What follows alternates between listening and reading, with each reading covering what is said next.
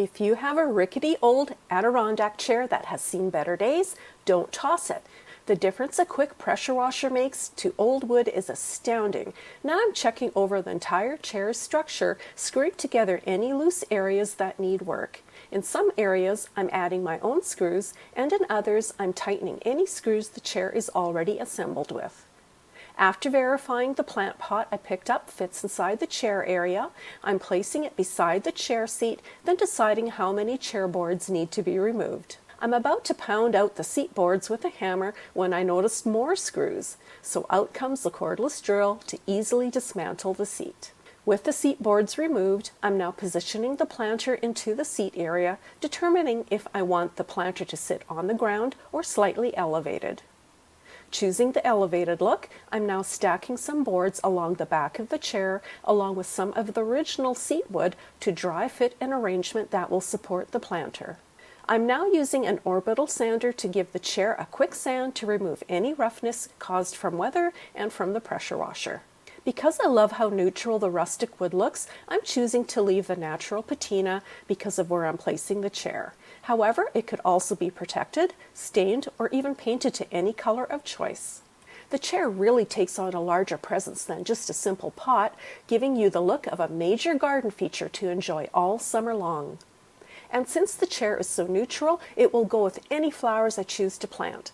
I hope this inspires you to upcycle an old chair into a garden planter of your own. Grab an old lampshade from a thrift store. First, you need to wet your lampshade thoroughly with some water. Then you need to mix up your cement slurry. We mixed together 2 cups of water, 4 drops of dishwashing soap, and 4 cups of cement. Basically, you need enough to make a sandy paint mixture. I then painted this mixture on the wet lampshade and let it dry completely. Now it's time to make a cement base for the pot. To do this, mix together 2 cups of water, 1/4 a teaspoon of dishwashing soap, and about 7 cups of the cement mix. Pour the mixture into the bottom of the lampshade. I used a paper straw as well to mark where we needed the drainage hole for the pot. After letting the cement fully dry and cure, we then used a drill to drill in the drainage hole. And then I added some potting soil and a beautiful fall mum on top. I placed it on my porch and it made for the perfect do-it-yourself cement pot for all my decor.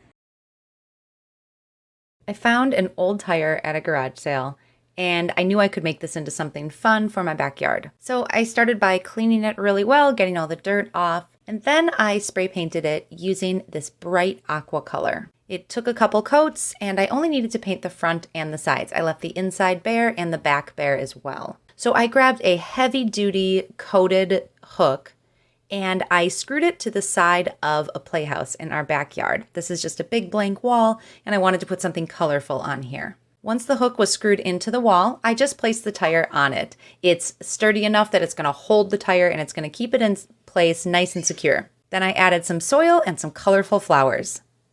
This area of my yard gets a decent amount of sun, so these flowers are really going to thrive in this little planter here. And now I have a colorful piece of decor on the side of this playhouse. This was a really easy DIY and one that you can do with an old tire. I hope you're inspired to go try to repurpose a tire of your own. Do you need a fun idea for displaying some flowers this spring? I've got you covered. Grab a chandelier, the old brass kind from your local thrift store or a neighbor who happens to be remodeling, and let's get started. The first thing I decided to do, of course, is take out the bulbs. This thing came complete. And at that point, I needed to also remove the sockets. Then I extended the wire all the way up as far as it would go and snipped it at the base to make sure that it wouldn't get in the way.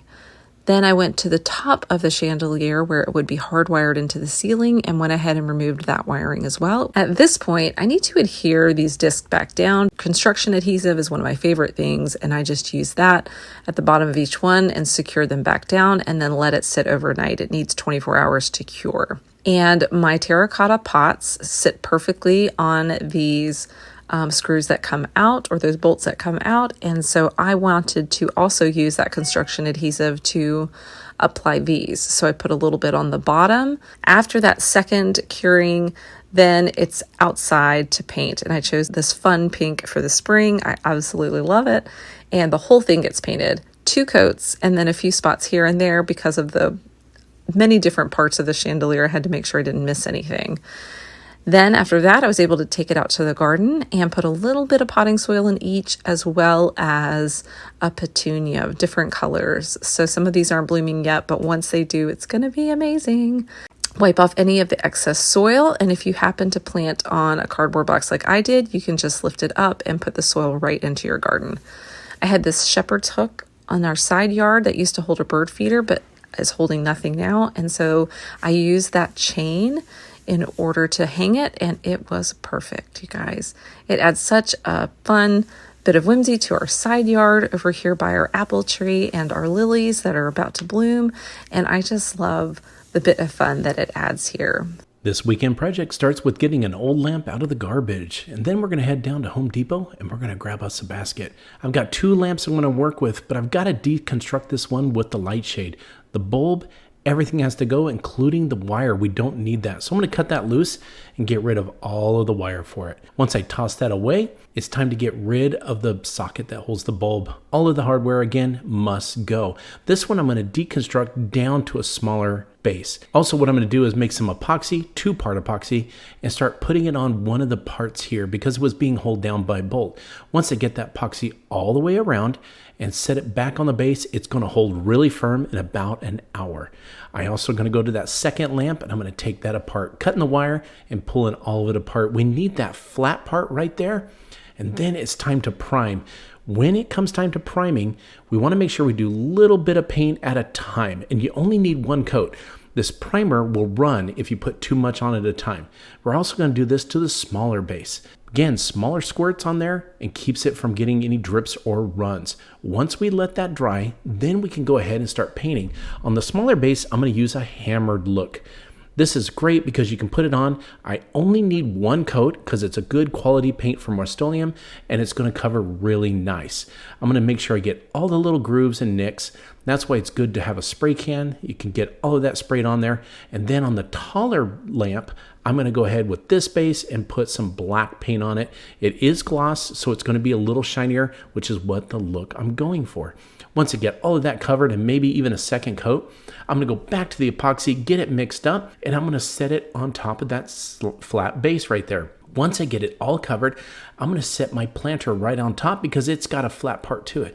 Now on the smaller one, I put some epoxy around it and I added a washer because it didn't have big enough of a base. Once the washer is settled on there, I'm going to put some more epoxy on top of that and again put the planter. Once that sets up in about half an hour, it's time to add some potting soil to both of these. Once I get all of that potting soil in, it comes to the flower of choice, but this time I chose some vines because I wanted to grow and start growing over and hanging on my project here. Once I get all that planted and get it in place, look how good it turned out. It absolutely looks amazing. I like the 2 different colors, 1 taller and 1 shorter, and it looks great. And as these vines grow, they're going to look great. I hope this inspired you to not throw those lamps away, but make them and upcycle them into something new. Thanks for watching Home Talk. We'll catch you next time.